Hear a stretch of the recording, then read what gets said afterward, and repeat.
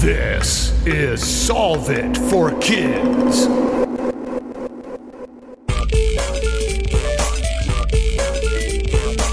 Hello, my amazing and curious friends. My name is Jennifer, the Dean of all things STEM and STEAM, and this is Solve It for Kids, the podcast that gives kids and families a peek inside the real world of scientists, engineers, and experts as they solve problems in their jobs using creativity, cooperation, and critical thinking.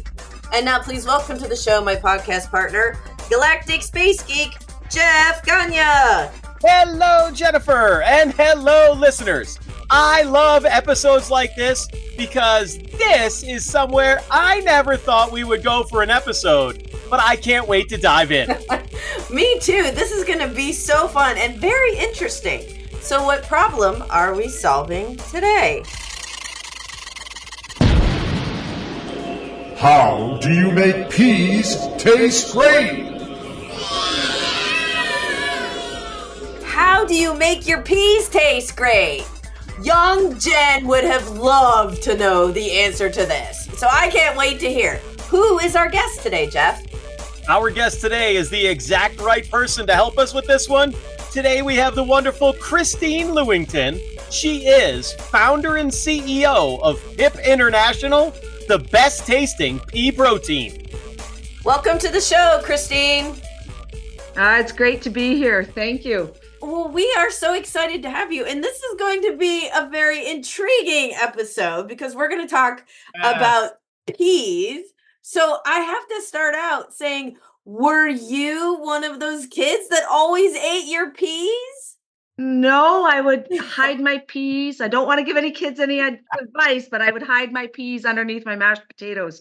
And I even got grounded once. I don't know if they ground kids anymore, but I got grounded when my mom found out I put my peas underneath my mashed potatoes. And when I scraped them off, she saw them. So no, I wasn't. Well, Okay. If you were that person that always hid your peas and scraped them off, did that change? Let's not jump straight into PIP International. Did that change as you grew up, as you grew a little older? Were the peas and the vegetables a little more okay or not so much? Well, I'm on the other half of 50, so it changed a little bit, but I never fell in love with it. So let's start with you engineered new peas. So can you kind of start, like, when did you get interested in engineering? Oh, this is a fun story that people might laugh at. Yeah. So I'm only 5'4", and I decided to go to university on a volleyball scholarship. And so I was a setter. Yeah. And so I went to university on a volleyball scholarship, and about, 6 weeks in, and we were in our third game. Lovely young lady from the other side of the court, slammed a volleyball down on me. She's 6'4", and something said, yeah, you know what? This just isn't going to work very well. So although I did do well in volleyball, I quickly realized this isn't what I want to do. So I transferred to a different school. Mid-semester, I applied. And back then we actually had registration books. It wasn't online. Yes. And I opened it up, right? And I went through and said, okay, where's my math? Math, physics, chemistry, all that, because I did not want to do any more language arts. I didn't want someone to tell me what Beethoven meant. So I said, all the maths. So when I arrived at university, because I went on an academic scholarship now, I show up and they say, you're in the engineering faculty. And I went, I'm going to drive trains. Now that might sound really silly, but an engineer, but I showed up to the first day of class and there's 300 boys and me. Yes. I went, there's a lot of dating to be happening here. I was so excited. That ended very quickly when the professor put us up at the front with a chalkboard. We had chalkboards back then. Yes. And started, riddling questions at us to see what the level of the kids were, in the class. Right. And the boy beside me said, what are you doing here? Oh. You don't belong here. Well, fast forward, I never dated one of those 300 boys because I decided I would beat them all. So, that's how I became an engineer. I was just very good at math and sciences. I loved them all the time. Wow. And I'm a competitive person. And so I found the competitiveness in it. And I ended up getting my mechanical engineering with a minor in electrical engineering and went that way. Yeah. That's fantastic. I love that story. Okay. So then from there, lots of engineers come out of all sorts of different schools. And we know there's lots of different types of engineers. Where did you begin? And how did that lead you to peas? Whoa, that's a big question. When I graduated from university, I figured I would get married and have babies and not actually use my engineering degree. And a few years after, I decided, you know what? I think I want to use this engineering degree. So I went into the workforce and I couldn't actually get an interview because my name was Christine. So someone gave me a little bit of a touch and said, hey, put your name as Chris on your resume. Okay. And I got a whole bunch of interviews. And I got my first job at an engineering firm where they would subcontract me out to a food company. Now, this food company would be someone I think we all know, Lay's potato chips. Oh, yeah, of course. Yeah, of course. Yeah, the potatoes, not peas, but potatoes. But potatoes. And the great thing about PepsiCo, because they're now PepsiCo, and back then it was Hostess, but it's Lay's potato chips, is they're very, very innovative. And they would come to me and they would say, we have this problem. Can you go and figure out how to fix it? Tell us how much it's going to cost. And if we say yes, then go and do it. Okay. So it was the most unique opportunity because I went from fixing potholes in the parking lot to figuring out how the lasers on the fryer with the massive potato chips coming out that was measuring the moisture content in your potato chip, believe it or not. Wow. If that was real, it was quite insane. So the potatoes come in the plant in water. They dump out of the truck and they go into water and then they float around. Okay. And it just blew my mind. It blew my mind that it took all of this to make a potato chip. Yes. Right. Yeah. And so it was my introduction to agri-food processing is what they call it. And Okay. how much of my engineering I had to use was astounding. You don't have any piece of food on your plate that has not been designed, and not the food itself, but how the food got to you if it didn't touch the hands of engineers. And whoa, I never thought about that. yeah. So at one point we had, the big bosses fly in on their jets and said, we're using too much water. We want you to get rid of 98% of all the water. And I remember sitting there going, they're dumb. That's not going to happen. And it was my first challenge and we did it. And taught me at a very young age to really, they call it at PepsiCo and others I now call it BHAGs, big, hairy, audacious goals. And your parents might be saying, reach for the stars, because if you land on the moon, at least you got to the moon. Well, in corporate world, they call it BHAGs, big, hairy, audacious goals, because if you don't have those and they're too small, you're not going to reach those, those big goals that the corporations need you to meet to stay globally competitive. So I went from potatoes, learning a lot, all the way from the farmers in the field, all the way through the potato chip and putting it in the bag. And the facility we were at, actually, I'm in southern Alberta, Canada, and there's not a lot of people here compared to probably where most of your folks are from. Right. And we said, we need to put robots in because we don't have enough people showing up for work. Right. Yep. So we were the most automated plant in North America, including the United States, for almost a year. And so that was my introduction into robots and automation. And from there, after I left Frito-Lay, because I decided I want to do a little bit more. So I went and worked for, a dairy company and another French fry company. And I started doing that. And then I was introduced to this thing called pea protein. Yeah. And when I was introduced to it, I was like, oh, I don't like peas. But they said, no, come on, let's go, learn how to take protein out of peas. And so here's a little bit of a thing. There's a yellow pea and there's a green pea. There's yellow peas? Yellow peas. So I call it the gold of the prairies up in Canada, but they're yellow peas and they're high in protein.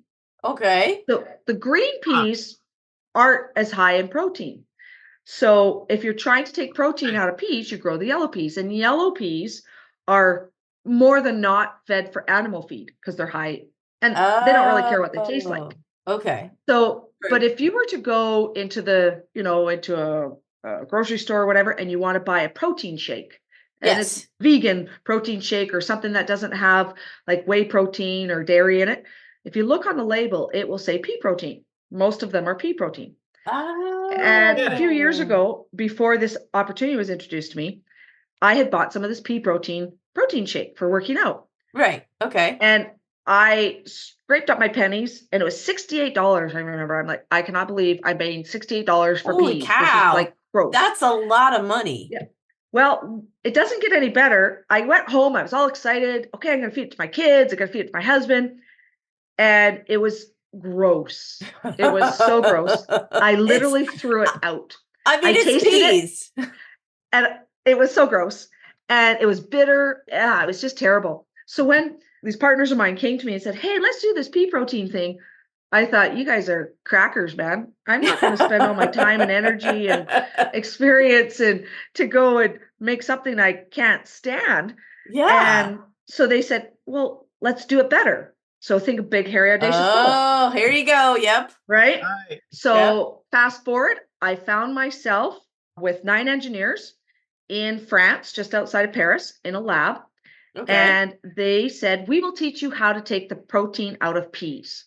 Huh. Okay. Oh. So I was like, okay. So we're there for 9 days, scheduled for 9 days. And on day 7, they said, because I brought them some ideas.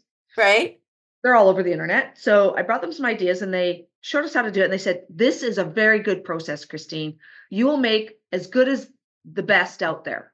Okay. Well, remember, I tasted the best. So the expensive, gross stuff. Yes. Yeah, exactly. Yes. So I don't want to offend the scientists there, everything else. So I just quietly, close my laptop. I'm starting to pack up and everybody's looking around in this very awkward silence going, okay, what's she going to do next? And they said, well, what are you thinking? And I said, we cannot be as good as the rest. We have to be better than all the rest. And I said, we can't do that. And so the actual lead scientist for that technology group asked me to go out for dinner that night, said, I have a couple of, some ideas. Right. Well, him and his scientists had been developing for the past 2 years a new way to extract the protein out of peas. What you get is a powder. It looks like flour. Any pea protein, like if you go into I don't know what they have down there, but we have like Bulk Barn and places where you can buy, bags of seasoning or whatever, Yes. Yes. In bulk. And you'll buy a pea protein and it's yellow and the smell is oily and it tastes like just bitter. Ew. And so then he showed me what they did and it was light ivory color and it just didn't taste like anything. And I was like, okay, so this is interesting.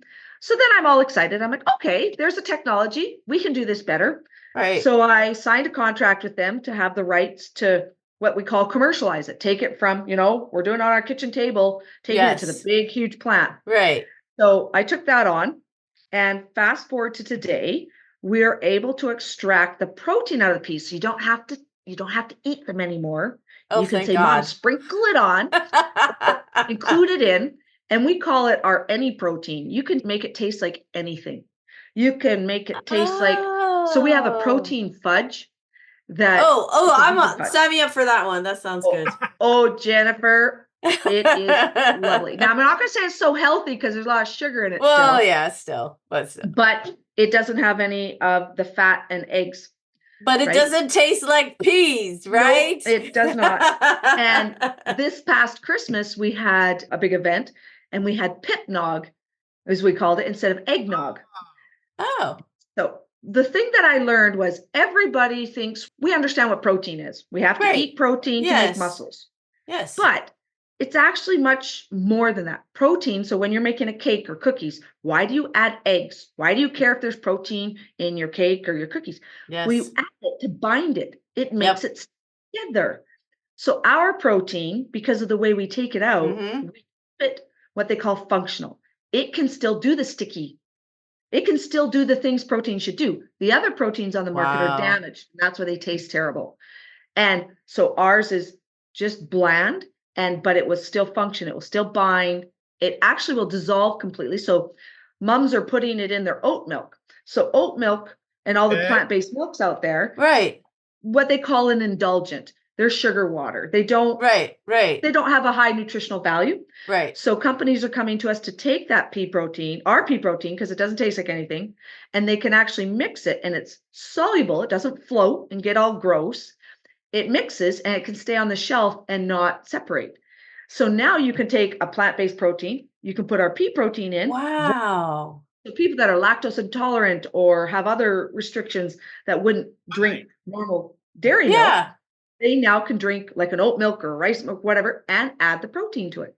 So we're solving some of these really cool Wow. problems that most people don't understand exist, and they do.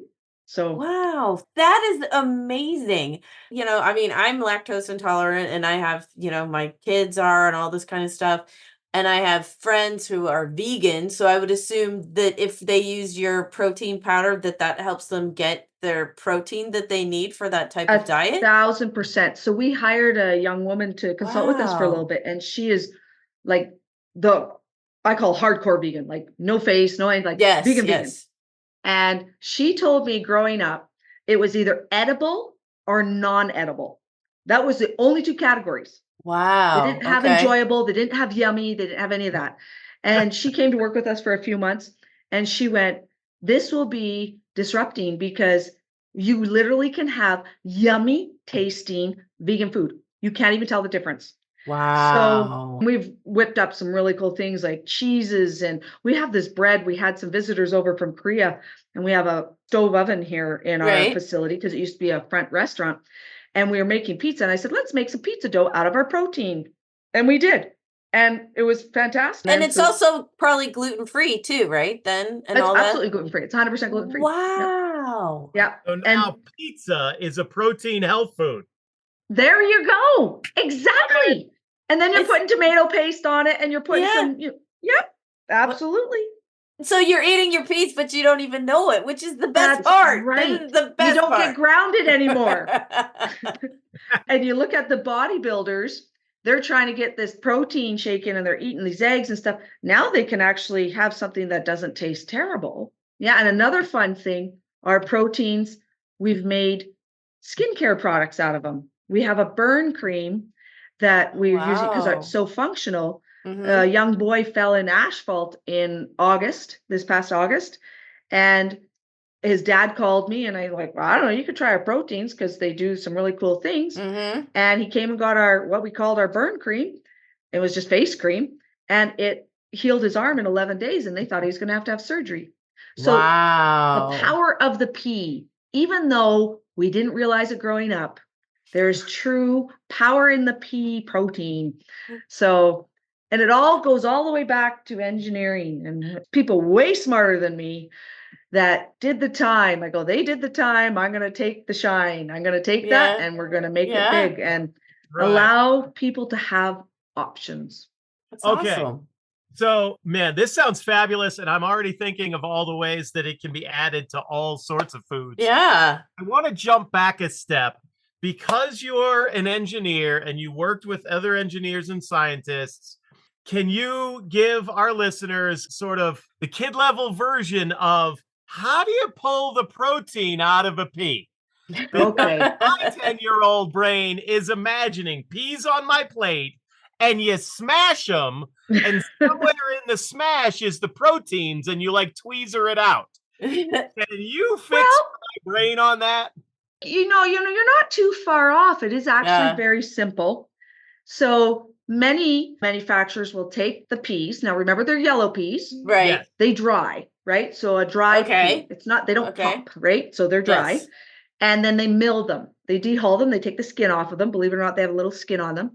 Okay. And then they mill them into a flour. So now you have pea flour, which Okay. is awful if you don't like peas. So I don't like then peas. you have Yes. pea flour. So then what some manufacturers will do is they'll keep milling it, and then they take out the tiny, tiny, tiny, tiny littlest pieces, and they'll have what they call a pea protein concentrate. So it's only about 50%, 65% protein. Okay. But that taste, that pea protein, so it's okay. That works in a lot of pet foods. You know what I mean? Like it works. Yes. Okay. It works for some folks. It's okay. Okay. Each their own. But we do what we call pea isolate. So we take the flour and we mix it super fast with water. Okay. And then we add a little bit of magic to it, I could say. Yes. And we change the pH. So the potential hydrogen, we change the pH of it. And the proteins in there go, okay, what's going on here? Because they have two other friends inside there. They have starch and fiber and the protein. And the starch and the fiber, we'd say, are best friends. And the proteins are like, please, please, we don't want to leave. We want to be friends. So we soak them and then we spin them at speeds that are very, very, very, very, very, very high. Right. And they get dizzy, and we're able to separate out the proteins from the starch and fiber. The starch and fiber, kind of like when you're on a merry-go-round and you're spinning around, spinning around, spinning around. Yep. If you were holding on to your best friend's hand, you would spin off first. And that's the starch and the fiber because they're heavier. And then the little proteins are on the inside. They're smart. And they're on the inside. And so we have we have our protein in the middle, and we have the starch and fiber on the outside. And so now we have kind of like a pea milk. It looks like milk and it's pea.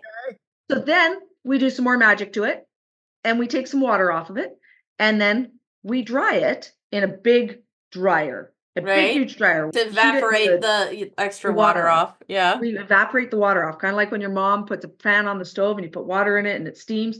We take the water off, and what's left is pea protein. It looks like a white flat. Well, I won't say this on this show, but it looks like a white powder. Yes. Yes. Getting through customs is fun. So that white powder ends up being around 88 to 90% pure protein. So, and highly, highly functional. I say it just takes blah. My granddaughter, she said to me, Grandma, it tastes blah. And what she means by blah, it's just, it doesn't taste like anything. And so therefore you can make it into anything. Right. And that's the good thing, because then, because that process got rid of kind of those of us who don't like peas, the bad tasting pea, which there's no way on the planet that I eat peas because I don't like peas. But I'd probably eat yours pea product because the pea protein, because I wouldn't even know, right? Like you could sprinkle it on my food and I wouldn't even know it was there. No, you wouldn't even know because it's what we call soluble. So it will dissolve if you want it to. So you can dissolve it and you wouldn't even know. I have a question. So you are a mechanical and electrical engineer. How did you get into all of this? Because this sounds a lot more like chemistry. Well, okay. So it kind of got forced on me because I was just going to build this stuff. I was going to hire, and build it. Okay. But as we're building it, and we have this new technology, remember, it's basically in a lab. Right. Now we need to make it really big. And I own the company. They're looking at me going, well, what do you want to do? And here's the one thing. I said, well, that piece of equipment can't handle the kilodaltons. And I was like, the kilo what? They went, the kilodaltons. And then they said another word. Well, that's a centipoid. I'm like, a what? Now, I did take chemistry, but I didn't really like the organic chemistry and everything else. So I went to the other. Yeah.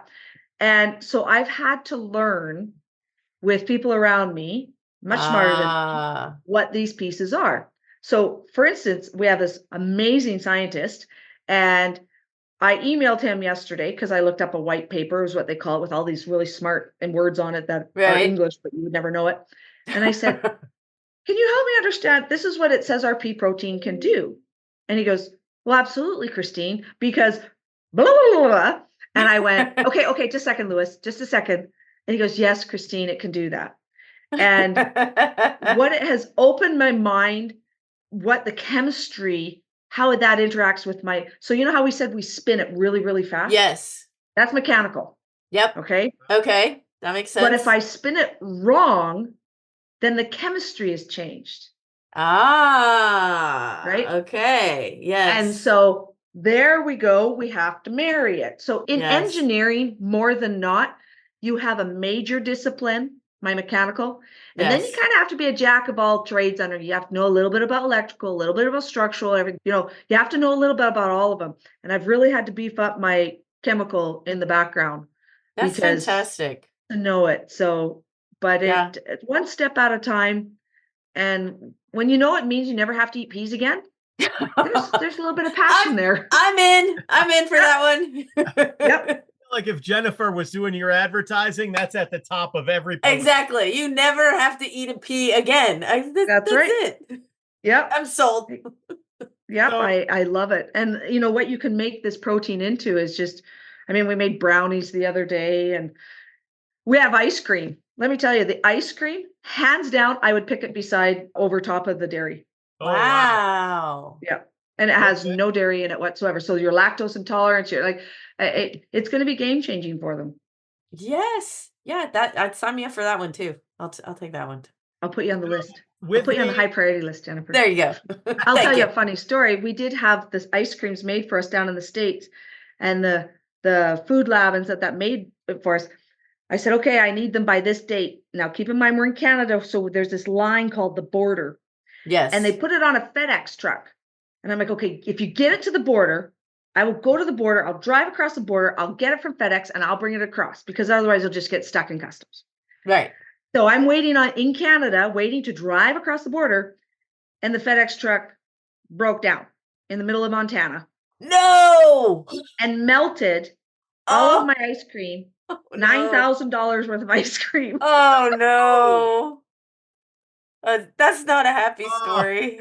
No, No, that's not a funny story. That's a sad story. Yes. but you know, I need a pint of ice did you cream to ever listen think to that peas could again. melt? No, that's what's so Peas. cool about this. Yeah. I mean, you don't think of peas as being this way. No, and there's other like faba beans and chickpeas, but the yellow pea, you grow it everywhere, and we send it to other countries for pig feed. So let's turn it into food. Yeah. Let's keep it in North America. Let's turn it into food And and especially help those with, that protein like base celiacs. like My this mother one. is a celiac, and this has changed her life. Oh, I'm sure. Yeah. So with the health conscious craze still going on, and like you were mentioning, all of the different types of plant milks that are out there, Mhm. and everyone is trying to make plant-based everything. I don't think you should be allowed to call a meatball plant-based meatball. You gotta name it something else at that point. But how do you see this pea protein sort of becoming mainstream for all of us? I see it as, so we have large manufacturers at the table, hmm and I'm working with us to develop the products. So it's not as simple as saying, so that meatball that you say should not be called a meatball, plant meatball. I agree. There are many ingredients on there that you probably can't pronounce. Yes. Right. When you take our protein and you reformulate it, we have one alternative meat company, and they removed 9 ingredients for our protein. So they went from 13 ingredients to 4. Wow. So a much cleaner label. So the number one thing is, though, taste. It is the king, and then cost. People will buy it the first time for, oh, I got to be better. I got to this and whatever.